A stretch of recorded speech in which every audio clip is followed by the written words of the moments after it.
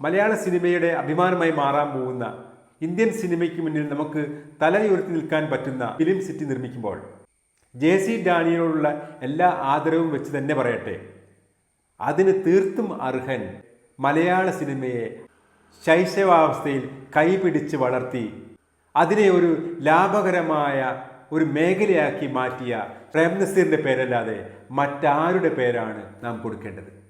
സിനിമയുടെ ആകർഷണം എന്നത് നാടകങ്ങളിൽ നിന്നൊക്കെ വ്യത്യസ്തമാണെന്നും തെളിയിച്ചു കൊടുത്ത ആളായിരുന്നു പ്രേംനസീർ. അദ്ദേഹത്തിൻ്റെ ചടുലമായ ചലനങ്ങളും സംഭാഷണങ്ങളും മനോഹരമായ രൂപവും ഗാനാലാപനത്തോടൊപ്പമുള്ള ചുണ്ടനക്കവും പ്രണയ സല്ലാപങ്ങളുമെല്ലാം മലയാളിയെ കൂട്ടത്തോടെ തൻ്റെ സിനിമകൾ കാണാൻ തിയേറ്ററിനുള്ളിലേക്ക്, ടാക്കീസിനുള്ളിലേക്ക് എത്തിക്കാൻ പ്രേംനസീറിന് അക്കാലത്ത് കഴിഞ്ഞിരുന്നു. 2 പതിറ്റാണ്ടിലധികം മലയാള സിനിമയിൽ നിരന്തരം സിനിമകൾ ചെയ്തുകൊണ്ട് ജനങ്ങളെയാകെ തൻ്റെ മാസ്മരിക പ്രഭാവലയത്തിൽ തിയേറ്ററിനുള്ളിലെത്തിച്ച ഒരു താരമായിരുന്നു പ്രേംനസീർ.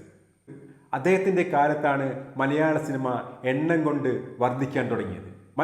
മലയാളത്തെക്കാൾ വലിയ ഫിലിം ഇൻഡസ്ട്രിയായ തമിഴ്നാട്ടിലോ ബോളിവുഡിലോ ഒന്നുമില്ലാത്ത രീതിയിൽ കൂടുതൽ എണ്ണം സിനിമകൾ കുറഞ്ഞ ബജറ്റിൽ കൂടുതൽ ലാഭം കൊയ്യാൻ കഴിഞ്ഞത് പ്രേംനസീറിൻ്റെ സാന്നിധ്യമായിരുന്നു.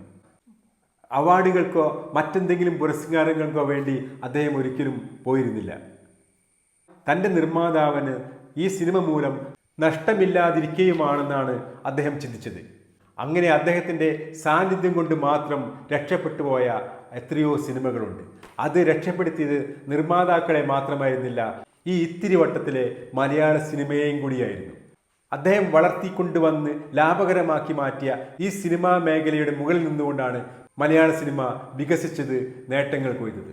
അതുകൊണ്ട് തന്നെ മലയാള സിനിമയ്ക്കുണ്ടായ ഏത് നേട്ടങ്ങളെ പറ്റി പറയുമ്പോഴും നാം പ്രേംനസീറിനോട് കടപ്പെട്ട്